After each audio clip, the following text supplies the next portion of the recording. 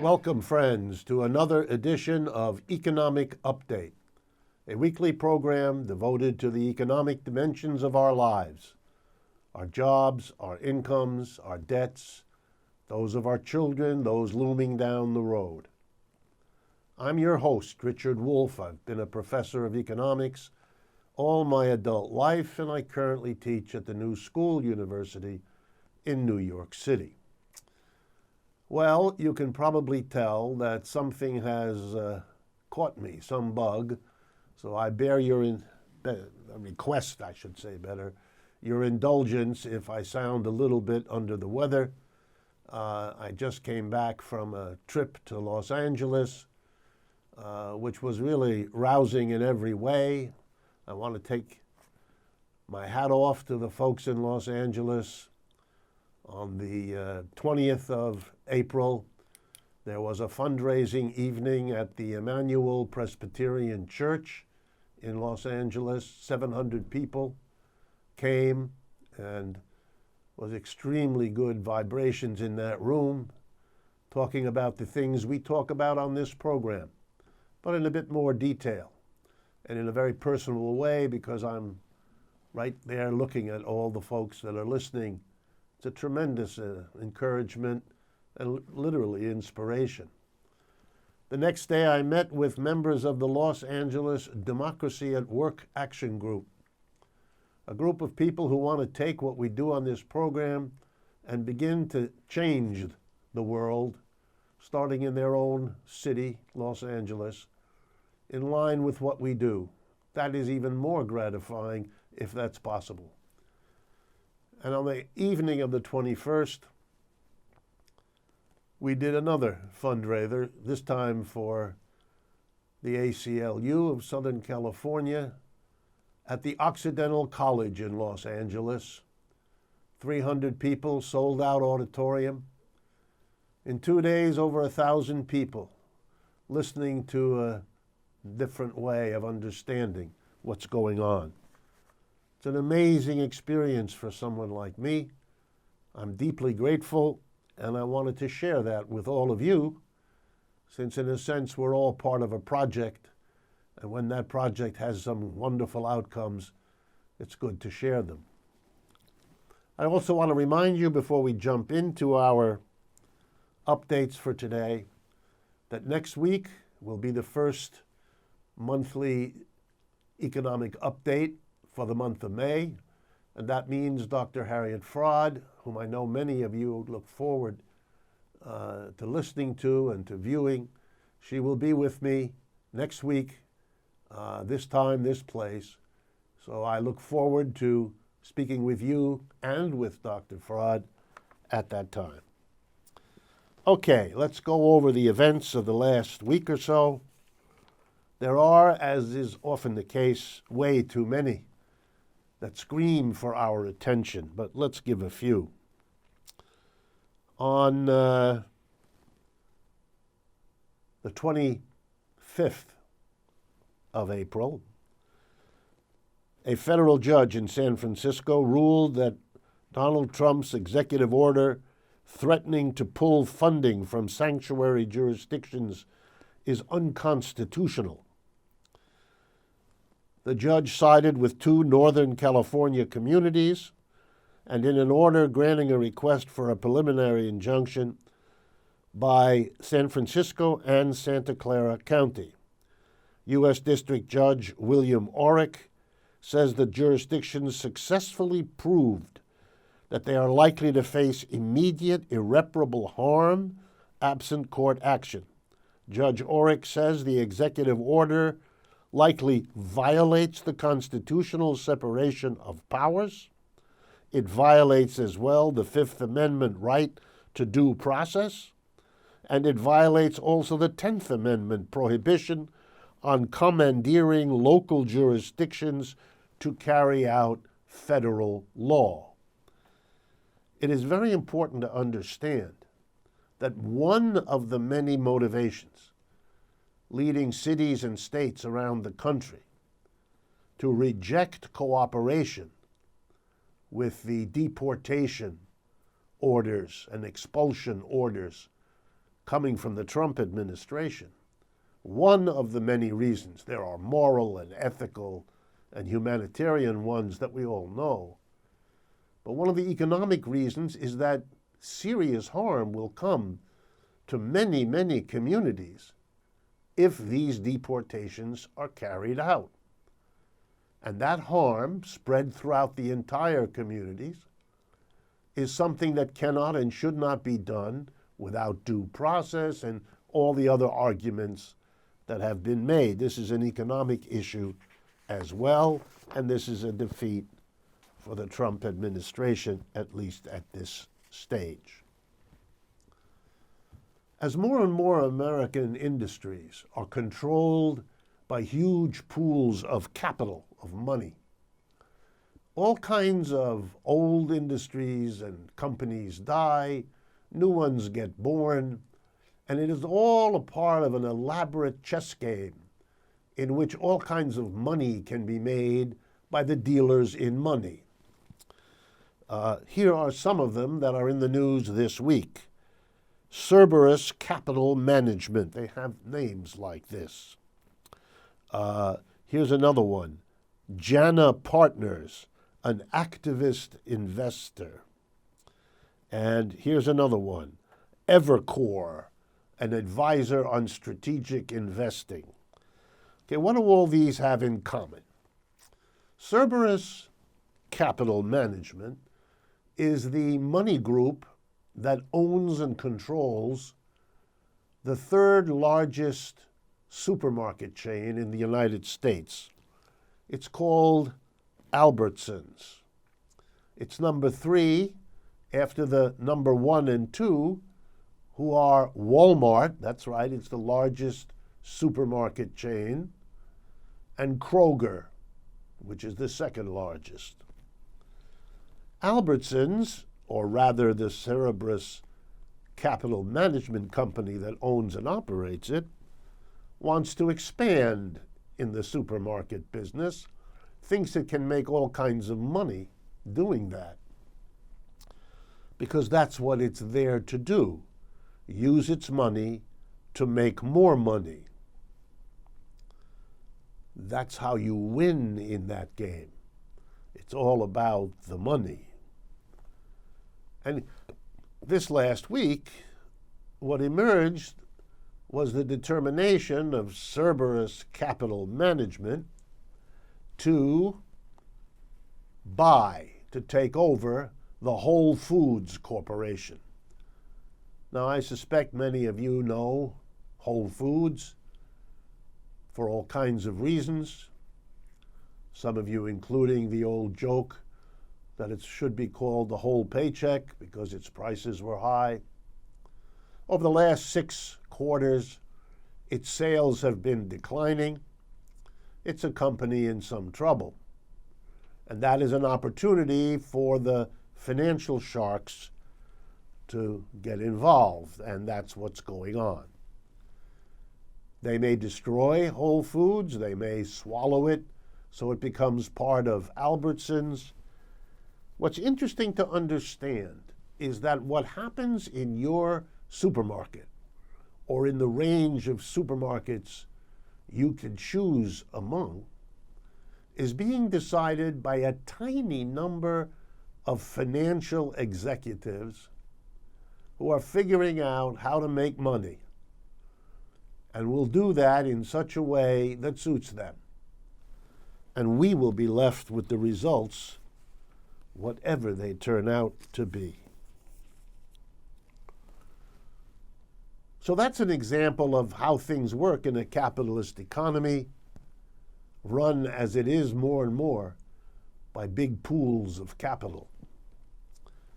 I'm going to turn next to another phenomena of a capitalist economy where what I can show and what I want to underscore is what isn't being done, what a capitalist economy doesn't take care of. So here's a statistic for you to think about. Between 2000 and 2017, the number of employees in U.S. department stores dropped from 1.8 million to 1.2 million. That's a loss of a third of all the jobs in department stores. When you put that together with a statistic we talked about last week, namely the wave of bankruptcies afflicting malls across the United States, some of which are anchored by department stores, you can begin to see that we have been watching now for almost 17 years the steady collapse of an entire industry that gave income, jobs, to millions of our fellow citizens. Between the shock of the 2008 crisis, which hurt the purchasing power of most Americans, as it still does, and the technological shift from buying in a department store to buying online, which of course is itself a product of the inability to afford what is sold in a department store at department store prices. Department stores had to provide some personnel. They had to provide some service. Online, no such requirement. So you get less service, but you pay less for the object. It was clear that people went to department stores in part for the service, so they've just been denied that as they are forced to economize. But that's not my point. My point is, if you're watching an industry lose a third of its employees over 17 years, with every sign that this will continue for a good longer period of time, destroying yet more hundreds of thousands of jobs, I ask a simple question.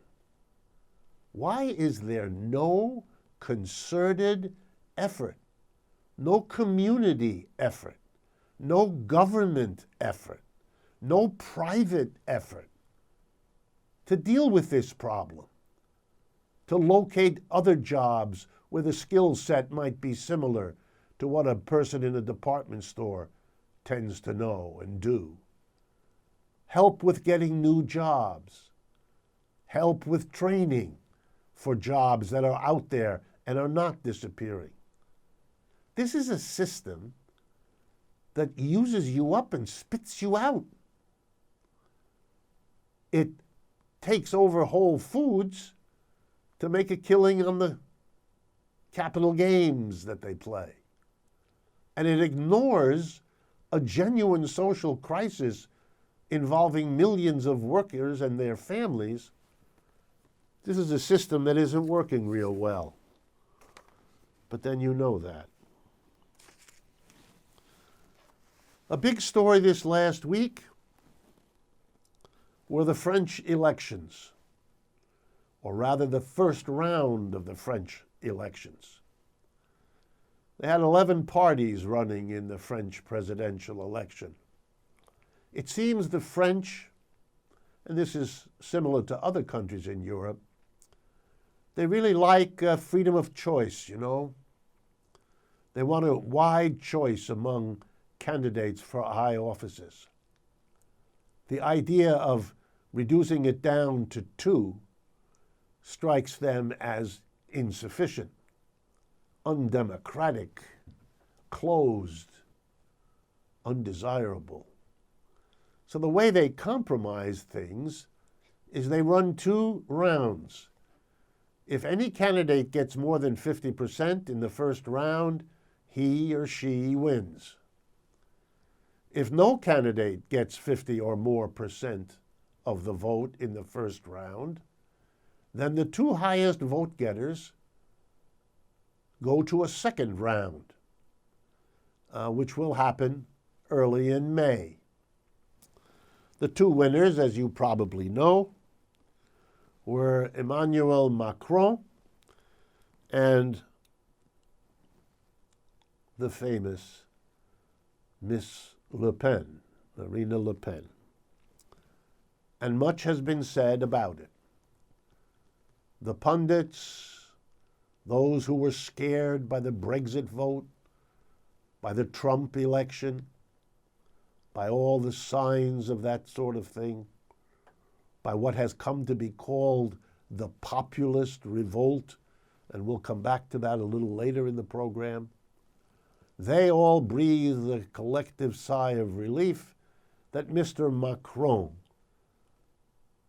got the highest number of votes, and that he will run against Marine Le Pen and is expected to win. Well, let's take a look at this. First, let me clarify a little bit about Emmanuel Macron, something left out of the media attention because he has to be positioned now as the good guy, the centrist, all of that. Mr. Macron has never held elected political office. In that way, he's an outsider, rather like Donald Trump. He was a minister in the last government, the government that is being replaced by this election. That means he was a minister in the socialist government. So let me say this again. Mr. Macron was Minister of the Economy in the socialist government of François Hollande.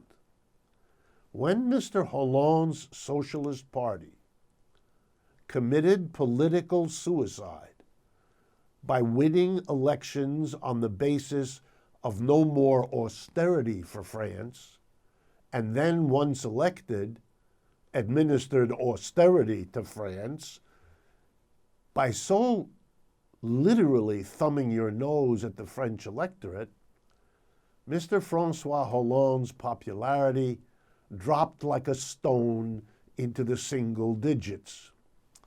At that point, Mr. Macron's political antenna said, better get out from under the collapse of the socialist President Hollande.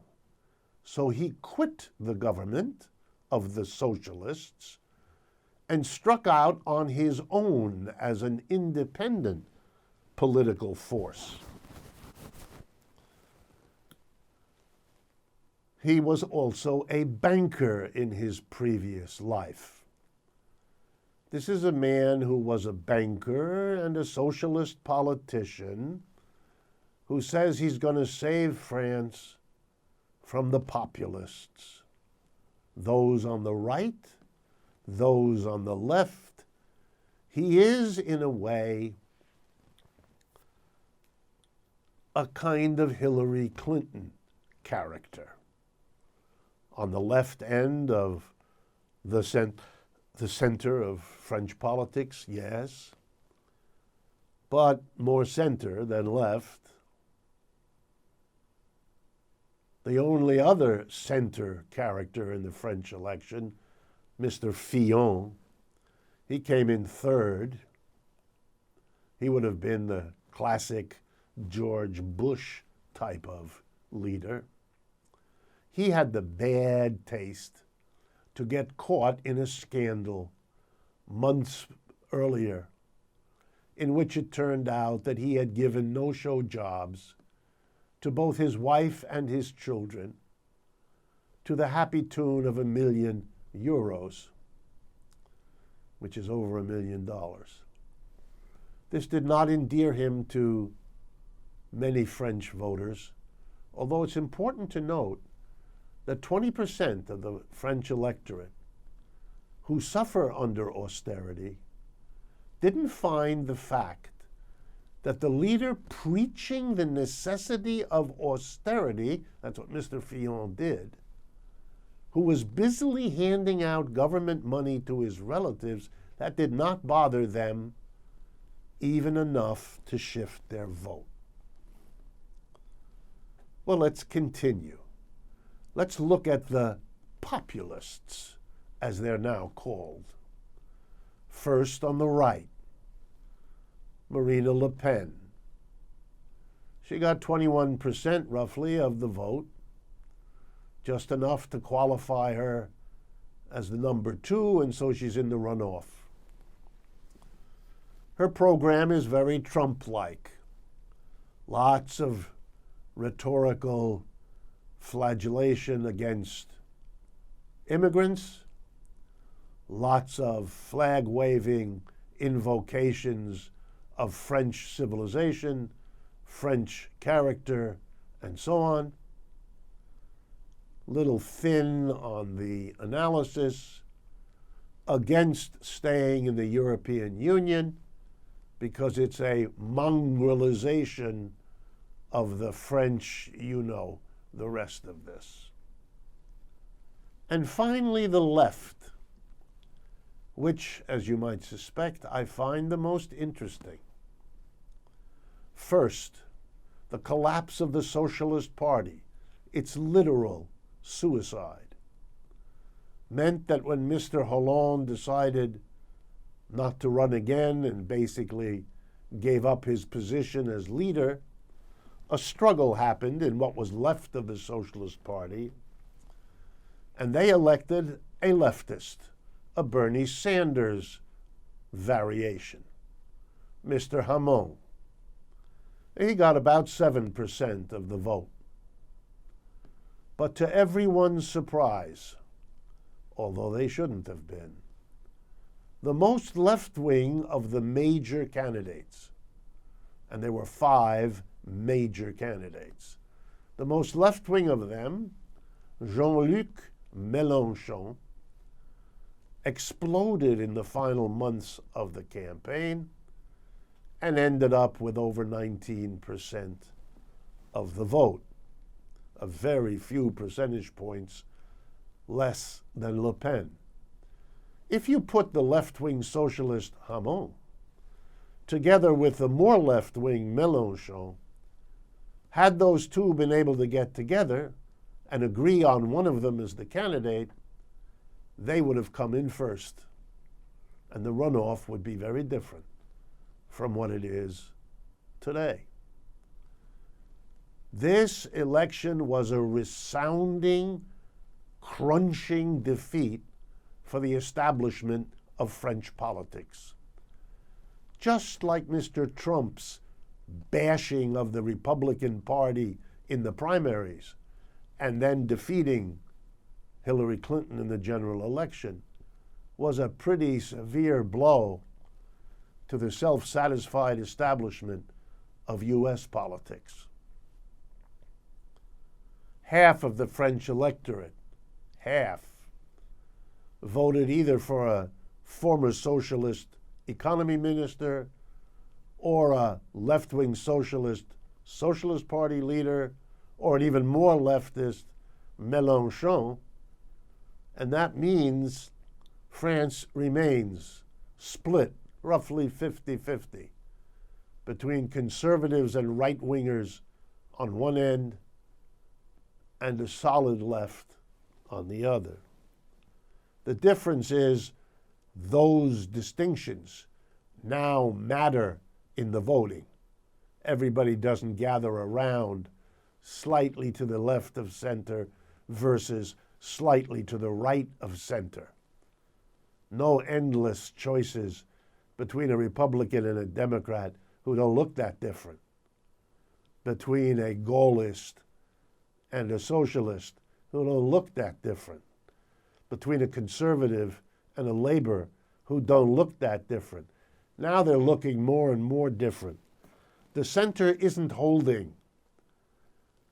Capitalism's decline, its evolution into more and more inequality. This is a feature of our time, and it is reflected in the politics as well.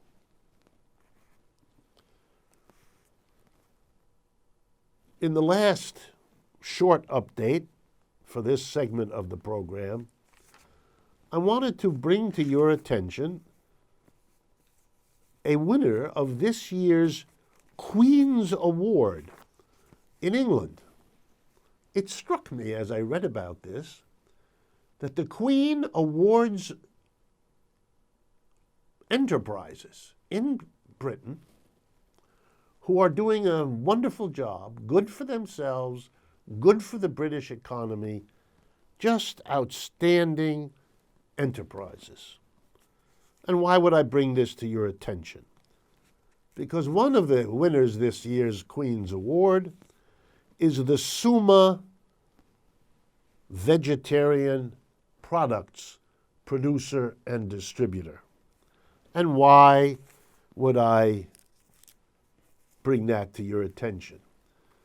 Because Summa is a very well-known British workers' cooperative.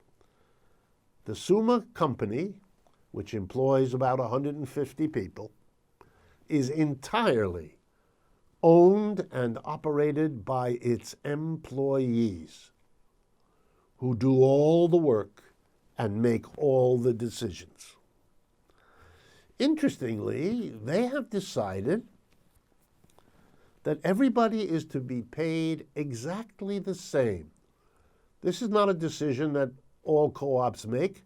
Probably most don't. But it is a decision this worker co-op made. And they've been around for many decades. And they've been growing more successful over time. Here's what they pay everybody. £16 an hour, which works out at the current exchange rate to $20.50. It's an hourly rate, so if you want to earn more, you do more hours of work, but the pay per hour is the same. The story is in the Financial Times on Friday, 21st of April, if you're interested. Let me hammer home. England has 6,700 worker co-ops. That's considerably more than the United States.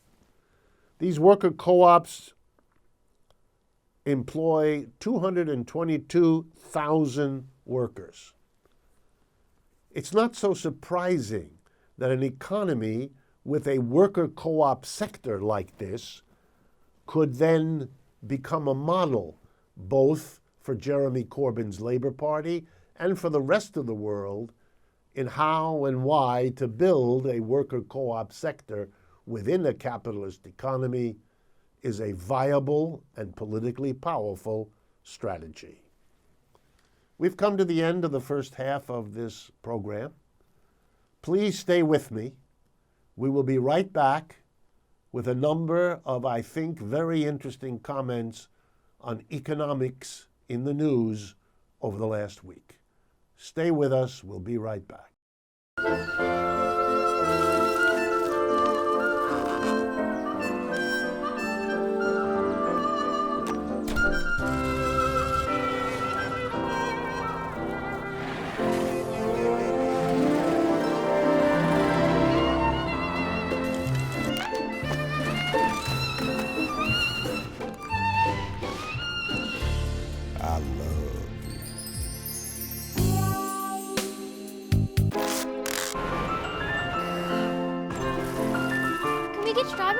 Okay.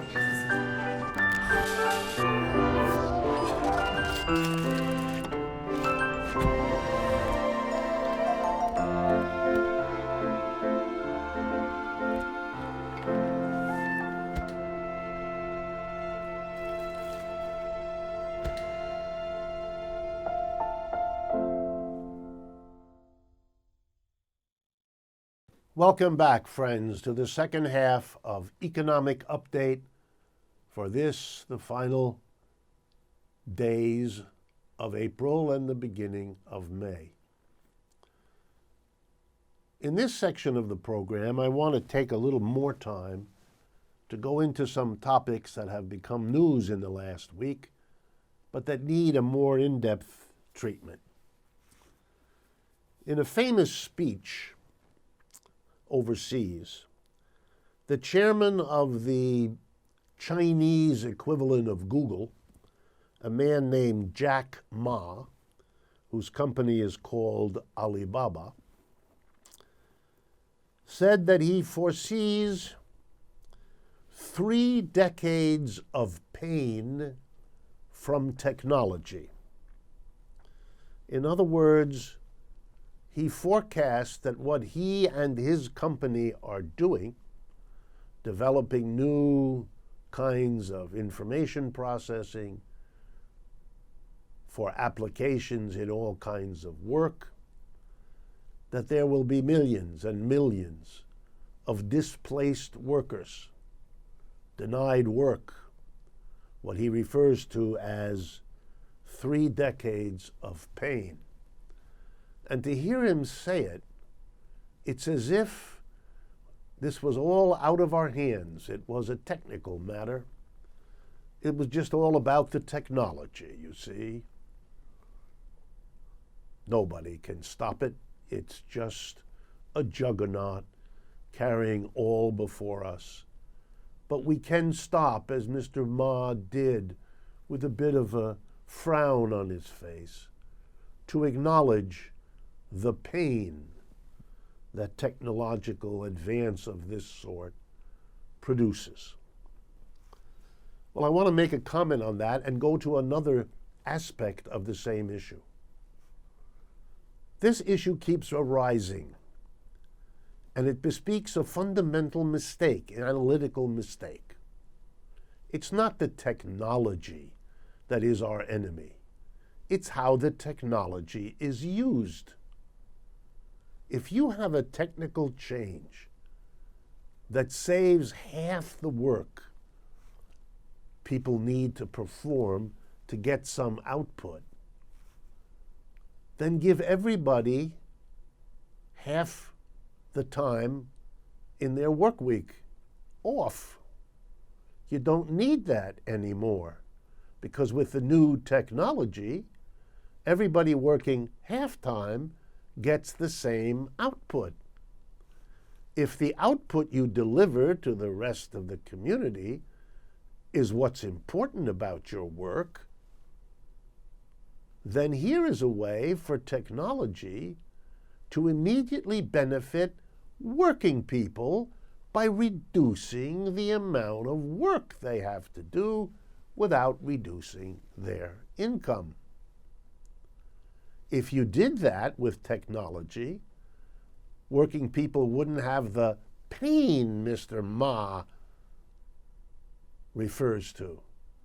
They wouldn't have the dread about their jobs. They wouldn't have the anxiety, the illnesses, the upsets. If technology were handled in a socially responsible way, the needs of the people for a comfortable, decent job and life would be the bottom line of how you use technology. But that's not how capitalism works. In capitalism, technology is a tool, and it always has been, to enable capitalists to get more profit out of their business. That's what they're interested in technology for. That's why we've had 3 centuries, at least, in which capitalists tell us that the new technologies are labor-saving. The new technologies will make our lives fuller, richer. The new technology will save on the drudgery of work. And here we are, 300 years later, and Americans are working longer hours at more drudgery-filled jobs than ever. Capitalism's promise was false, because capitalism does not pursue technology for its social benefits. It pursues it for its private profits. And there, technology has paid off. Oh boy, has it made the companies that could control it more profitable. But that's not necessary. That's not the only way to do it. And the problem, again, is not technology, but how a society handles technology. On a closely related matter, statistics became available this last week from both the International Labor Organization in Europe and the World Bank. And this information had to do with the flow of new entrants into the labor market. New young people reaching adulthood, finishing their educations, if they get any, and entering the labor force. According to the ILO, it's going to be 40 million people looking for work, 40 additional million people looking for work every year to 2030. According to the World Bank, something on the order of 600 million to 1 billion people entering the job market between now and 2030. Okay, well, why are we hearing this? Well, there are two reasons.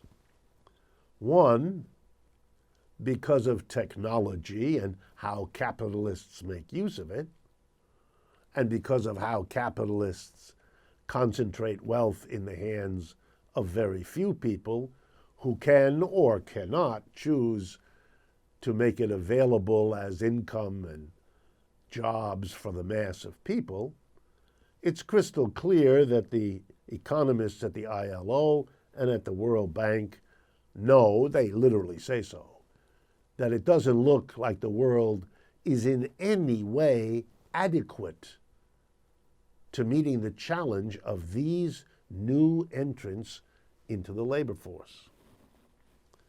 And this has some implications that I want to draw out with you.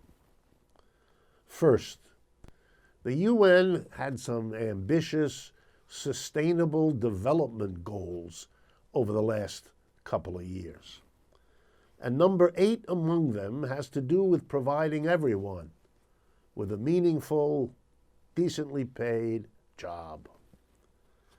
The world is committed to that, but the ILO and the World Bank are telling us that commitment will not be met. And they want us to worry about it. And indeed, we do. But I want to talk again about what this means in relationship to the economic system we labor under. One of the ways you test, you measure, you evaluate an economic system, for example, capitalism, is how it delivers when it comes to the jobs and incomes of the people who live in capitalist societies. Since capitalism today is a global economic system, present literally everywhere in one or another form, evaluating capitalism means asking the question, is it generating the jobs for millions and millions of people? And the answer is no. That's a failure of capitalism. It's a failure of capitalism because it hasn't matched the supply of labor to the demand for it. It hasn't reduced the hours of work per day, making room for more workers. It hasn't educated and trained young people to be able to fill all kinds of jobs. The failures are everywhere,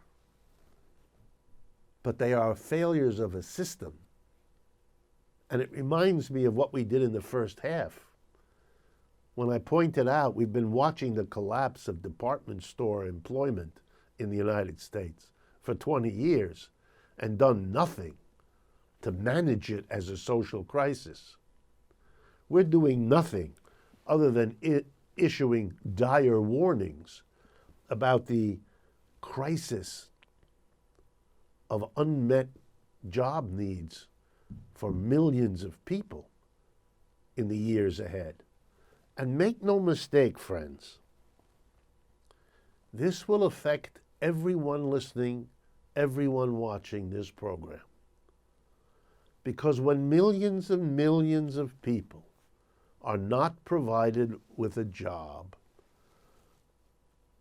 they get upset, they get bitter, they become available for demagogues to scapegoat somebody. And these desperate people without work will push down the wages. They'll work for less than you might, and that might be the way your job gets moved to where they are to take advantage of paying them less than you. And you can try to get angry at those people, but it's not their fault. The system works that way.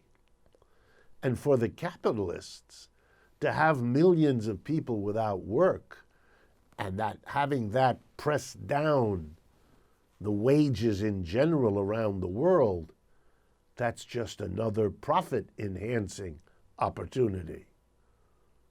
At least that's how many of them see it, which is why they're in no rush to spend any of their money figuring out any kind of adequate program to deal with the whole problem of a labor force without work. I could say more about the socially explosive implications of the mass unemployment that they're talking about here, but I won't. I don't think you need it, and history is teaching it to us every day anyway. As I promised in the first half, I want to come back to populism. This is a bizarre term. It's almost as if, in a Freudian slip, the people who have been running the society kind of understand they're a small elite. They are the leaders subservient to the capitalist system who allow us to choose amongst them in each election. And by calling everybody who's out of the club a populist, they're kind of saying it's the elite versus the people. And that's not so bad, is it? There is something popular about Marine Le Pen and Jean-Luc Mélenchon, who got roughly the same amount of votes in France, although Marine Le Pen gets 50 times the exposure in the American media than Mr. Mélenchon ever did or ever will. But they are outsiders. They are disruptors, at least for the election. Whether they will be disruptors beyond that, who knows? As I will point out in a minute, Mr. Trump looks more and more like a disruptor from the outside, but that's all a mere theater. The reality, he's another loyal, trusted servant of the same capitalist system, excuse me, that others, like the very folks he displaced, were busy serving. So let's then turn to tax reform. This last week, Donald Trump announced he wants to cut the corporate income tax from 35% to 15%. The point being to save American corporations some more of the tax dollars they've mostly avoided paying anyway. So let's take a look at what this means. Economists around the world and of all persuasions make a distinction between the corporate rate that a government imposes on corporations, the 35% in the United States, and what's called the effective rate. The effective rate takes into account how each country differs in what exemptions it allows corporations to take, what deductions from taxable income it allows them to take, whether it allows them to hide their money in a foreign tax haven, all of that. And the OECD, which is one of the world's best agencies for keeping track of these things, has wonderful statistics which are accessible on Google at any time to show you what the effective tax rate on corporations in the United States is. And there are simply two statistics. One, the effective tax rate in the United States is way below 35%. So saying to the American public 35% is higher than it is in other countries is really irrelevant. Nobody cares about the technical rate. It's all about the effective rate. The effective rate is much, much lower. And if you compare the effective rate of taxation on corporations in the United States to other industrialized countries, we're at the very low end. We're well below the average for all OECD countries. So we are not taxing our corporations at a high level in comparison to anyone else. We are not taxing them at 35%. So all of that is just noise, which is a polite way of saying lies. But here's something else I thought I would bring to your attention. You can make a chart in the United States of the three major sources of federal revenue, tax revenue, going to the federal government. And the three major sources are, number one, individual income tax, what we all have to pay in April of each year, if not before. The corporate income tax, and the payroll tax. Over the last 50 years, let me just drive this home, folks, the individual income tax has pretty much stayed the same as a share of what Washington gets from us. Meanwhile, the corporate income tax has gone down and down and down over 50 years. And here's the kicker. Compensating for the decline in the corporate tax payments is a soaring payroll tax take of the federal government. In other words, over the last 50 years, the burden of federal taxation on corporations has gone down, down, down. That's why it's at the low end of what other countries have. That's why the effective rate is nowhere near the 35%. And what's worse is that the payroll tax, the thing that has made up for what the corporate tax doesn't bring in, is one of the most regressive taxes we have in the United States. Everybody pays the same rate on the first roughly $120,000 a year in income. If you earn more than that, in other words, if you're the rich, the additional income you earn over the $120,000 has no payroll tax attached to it. That's a free ride, a taxless gift to the rich. Wow. You'd think after 50 years of sticking it to the mass of people in a payroll tax, keeping the level of income tax on individuals constant, and dropping the tax on corporations, the first thing a president would do who was an outsider, who wasn't a corporate tool, the first thing he would do is not to cut corporate taxes some more. That is just an attempt to curry the favor of the very same corporations that make all of these decisions in the end anyway.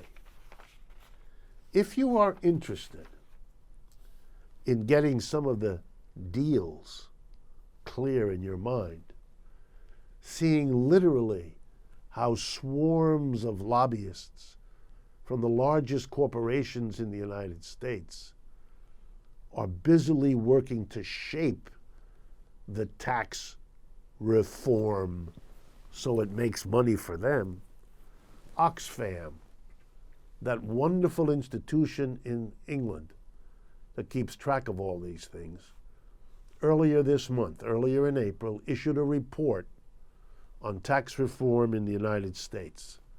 It's available online. Go take a look. It'll open your eyes to the very detailed process of what's going on here in the United States as we see a president basically shedding step by step the so-called outsider veneer, the outsider posture, the outsider pretense, to become the dutiful servant, thank you very much, of the interests that have been uppermost in his mind all his life. Anyway, it is remarkable. It's beginning to look as though you could say of Mr. Trump's administration, he gives the real goodies, the dollar and cents goodies, to the corporations.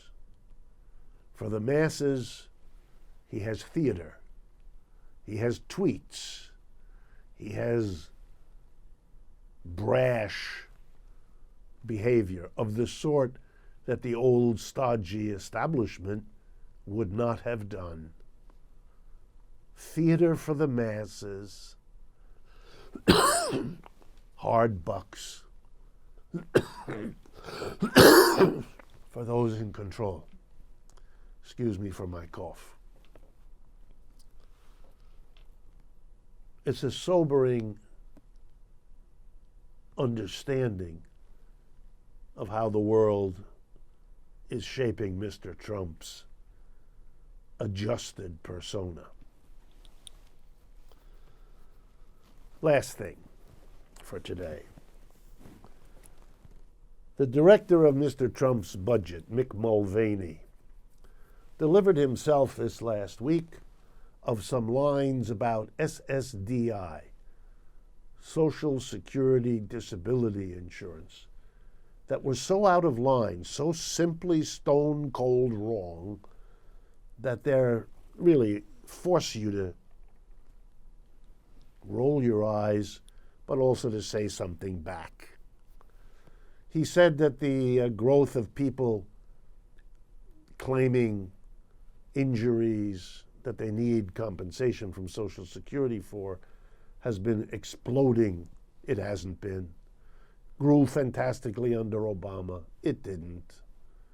Isn't really what Social Security was about. It is.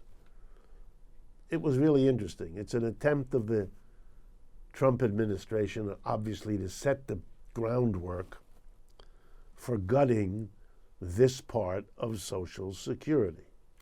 So let's just be clear. When Social Security was set up, it was set up not only to provide people who reach the age of 65, more or less, with a decent retirement after a lifetime of work, but it was also there to be a support to people who, through no fault of their own, suffered the kind of injury that would prevent them from working, or suffered a death in their family that would make it impossible for them to be taken care of until they reach maturity. This was the idea of the people who founded it. It's what they believed in. It's what was established. 4 out of 10 people who apply to SSDI get turned down. They have a spectacular record of monitoring and carefully controlling who gets this. Portrayals of people gaming the system are pure efforts to destroy a valuable social service program. Don't be taken in. It's just more Trump revealing what's really there. We've come to the end of our time, folks. I appreciate that you stayed with me despite my flu symptoms. I want to thank all of you who partner with us. I want to remind you to make use of our websites, rdwolff.com and democracyatwork.info, where all the ways of partnering with us are laid out for you. Follow us on Facebook, Twitter, Instagram. Subscribe to our YouTube channel. All of those things. Email us with your thoughts. I saw in Los Angeles partnership that is as moving as I tried to explain at the beginning of today's show. I also want to thank Truth Out, a long-term partner, an independent source of news and analysis that many, many Americans turn to all the time. Thanks for being here, and I look forward to speaking with you again next week when my guest will be Dr. Harriet Fraad.